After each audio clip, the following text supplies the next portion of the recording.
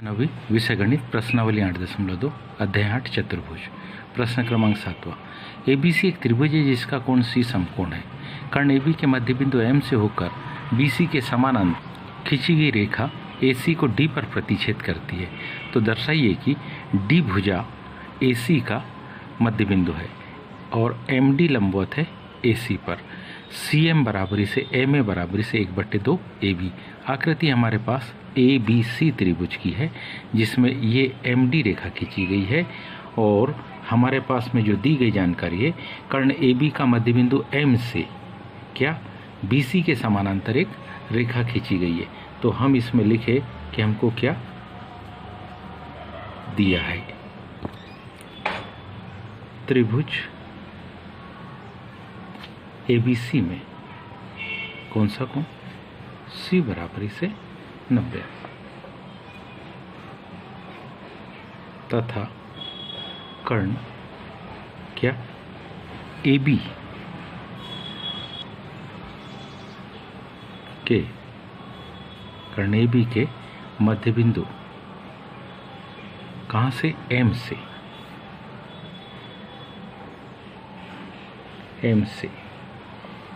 क्या M D समानांतर BC,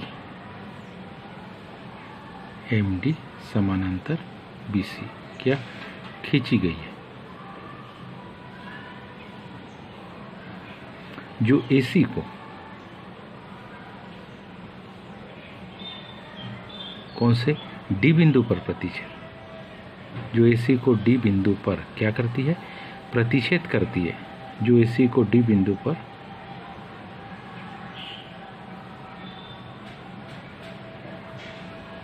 ये तो दिया है। तो इसके आधार पर हमको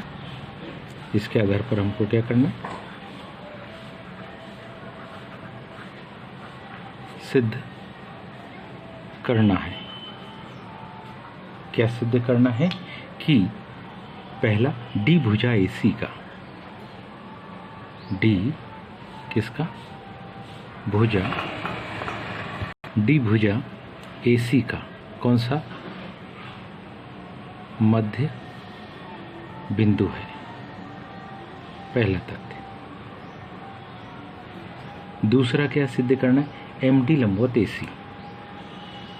दूसरा सिद्ध करना है कि एम डी लंबवत है किससे, बीसी से।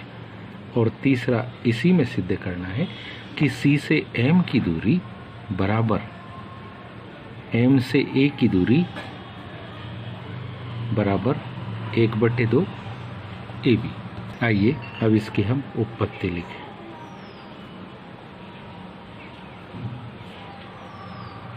उत्पत्ति में अगर देखें, पहला तथ्य सिद्ध कर रहे हैं क्योंकि त्रिभुज एबीसी में, त्रिभुज एबीसी में एबी के मध्य बिंदु एम से, एबी के मध्य बिंदु एम से, एबी के मध्य बिंदु एम से एम डी समानांतर बीसी, एम डी समांतर बीसी क्या खींची गई है।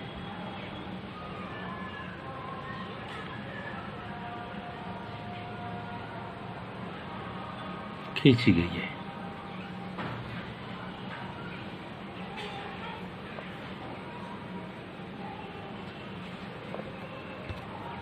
इसलिए क्या डी भुजा एसी का कौन सा मध्य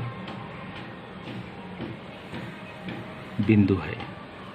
कारण क्योंकि त्रिभुज की एक भुजा के क्या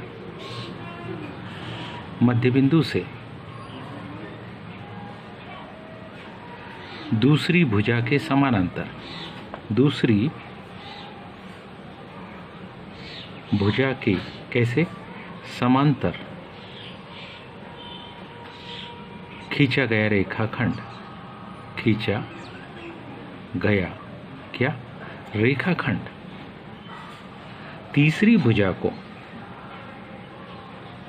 तीसरी भुजा को समद्विभाजित करता है, समद्विभाजित करता है, क्योंकि त्रिभुज एबीसी में एम AB का मध्य बिंदु है, MD समांतर BC, इसलिए DAC का मध्य बिंदु होगा। पहला पार्ट कंप्लीट हुआ। अब दूसरा देखें।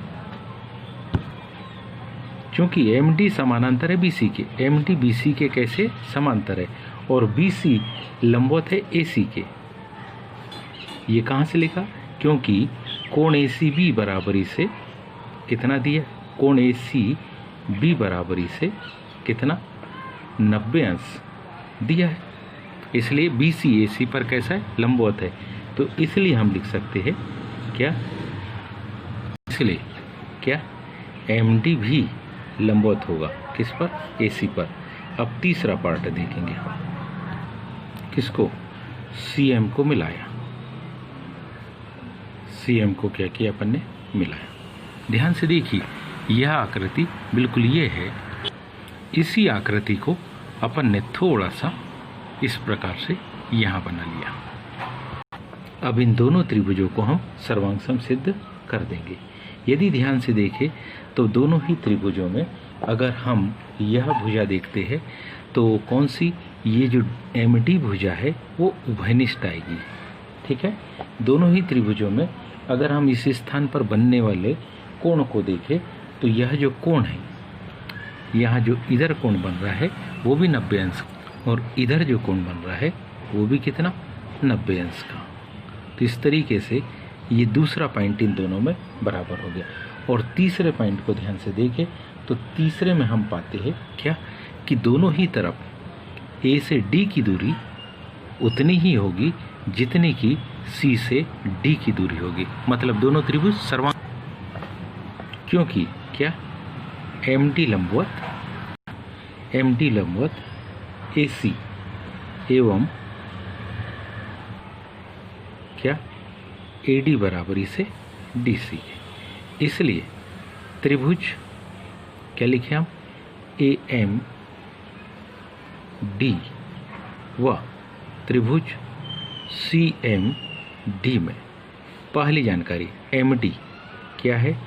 MD बराबरी से MD कैसी भुजा है? ये दोनों त्रिभुज में इसको हम कहेंगे यह उभयनिष्ठ भुजा है। कोण MDA बराबरी से कोण MDC बराबरी से कितना? 90 अंश। क्या? कहाँ से? भाग 2 द्वारा। भाग 2 में हमने सिद्ध किया है, इस भाग में भी हमने इसको लिखा है। फिर क्या? AD बराबरी से DC के, किसके द्वारा? भाग 1 द्वारा, क्योंकि DAC का मध्य बिंदु है, इसलिए त्रिभुज AMD सर्वांग सम होगा त्रिभुज CMD के। और यहाँ कारण लिखेंगे हम, साइड एंगल साइड सर्वांग समता, साइड एंगल साइड सर्वांग समता प्रमेय द्वारा। जैसी साइड एंगल साइड सर्वांग समता प्रमेय के द्वारा हम इसको सिद्ध करते, हम लिख सकते हैं इसलिए AM की माप CM के कैसे होगी? बराबर होगी, क्योंकि सर्वांग सम त्रिभुजों के संगत अवयव है। इसको हम लिखेंगे समीकरण नंबर 1। परंतु हम क्या जानते हैं? क्योंकि M AB का मध्य बिंदु है, इसलिए AM की माप 1/2 AB के कैसे होगी? बराबर होगी। तो ये समीकरण नंबर कौन सा? दूसरा। तो कौन कौन से समीकरणों से? समीकरण 1 और 2 द्वारा। समीकरण 1 व समीकरण 2 द्वारा हम लिख सकते हैं AM की माप किसके? CM के बराबर है, और ये माप 1/2 AB के कैसे होगी? बराबर। उम्मीद है आप सबको ये समझ में आया होगा। आज के लिए इतना ही। शेष कल। धन्यवाद।